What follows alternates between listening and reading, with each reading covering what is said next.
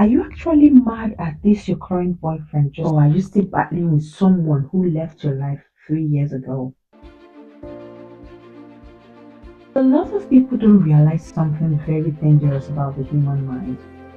Your body can move on, yeah, while your emotions stay stuck in the same old argument.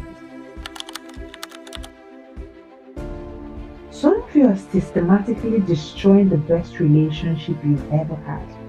Not because your partner is failing you, but because your ex is still living in your head rent free.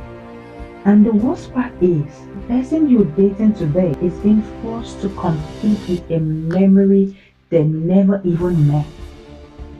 Stick with me for the next few minutes, because by the end of this video, I'm going to show you a concept called the Unroofed House.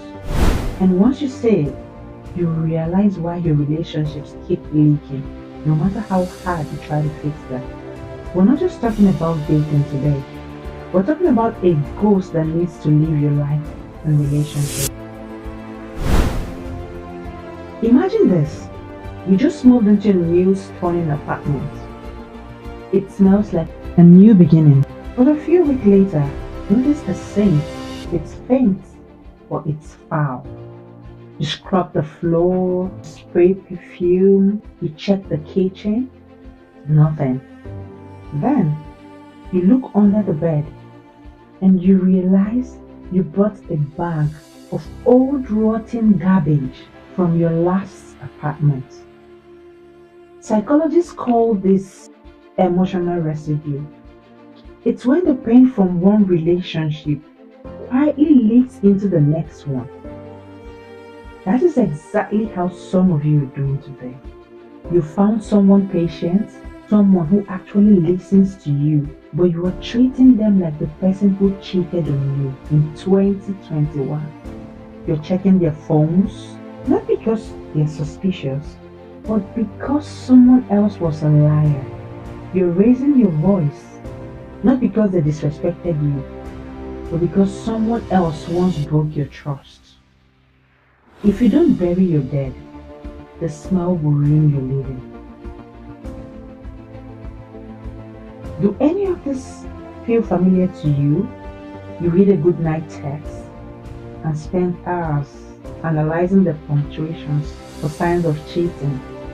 You pick a fight right when things are going perfectly, just to see if they will leave. You've said the phrase, all men or women are the same, at least once this month. You're currently holding a receipt for a crime this person never committed. Think about it this way. You go to a grocery store in Lagos, you buy a loaf of bread, but it's moldy. You're furious, but instead of going back to the store, you drive to a pharmacy in Abuja. You walk up to the counter, you slam the moldy bread down, and scream, "Give me back my money." The pharmacist looks at you like you've lost your mind. "I didn't sell this to you. This is not even from my store." That is your current relationship. You're walking into a new love, dropping the moldy bread of your past on the table, and demanding that this person pays the debt of the person who hurt you. When you say, "I can't trust you because my ex cheated," you're asking a stranger to pay a bill they don't even owe. And eventually, that person will become exhausted. Not because they stopped loving you, but because they're tired of defending themselves against someone else's mistakes. Eventually, they will say something painful but honest.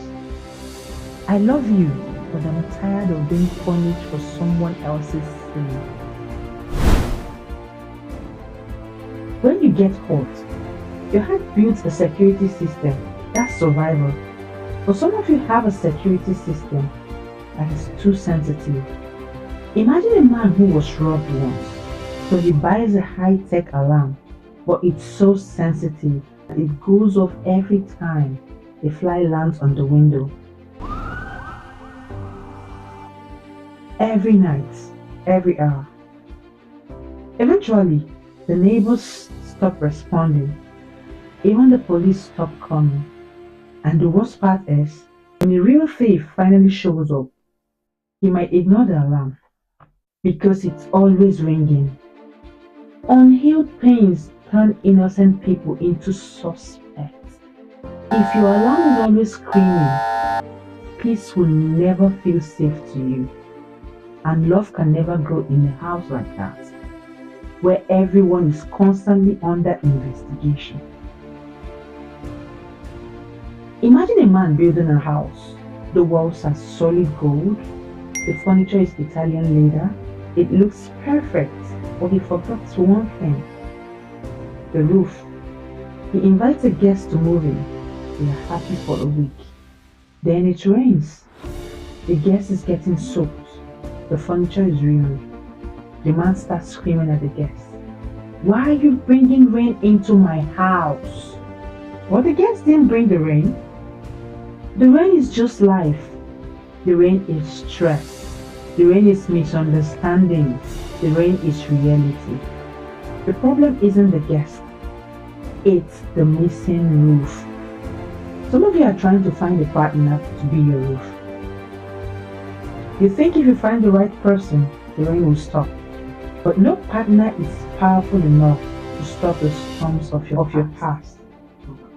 You have to fix your own roof before you invite someone in. Your partner is a companion, not a construction crew. They are there to share the house, not to repair the parts you never finished building. So how do we fix the roof? Stop the he or she talk. Stop comparing their ingredient to your ex's recipe. If someone triggers you, wait for at least 24 hours. Ask yourself this question: is this about what they did to you or what happened to you in the past? Forgive yourself. Forgiveness is not about saying what they did was right. It's about saying, I refuse to carry this trash into my 2026. Because the truth is, you cannot build a peaceful future by dragging your yesterday's baggage. Choose tomorrow's door. The right person should not have to fight battles they never started. If this hits home, hit the like button. Subscribe if you want more conversations that make you think. I am Wax Brown. Protect your peace, fix your roof, and stay beautiful. I'll see you in the next one. Bye.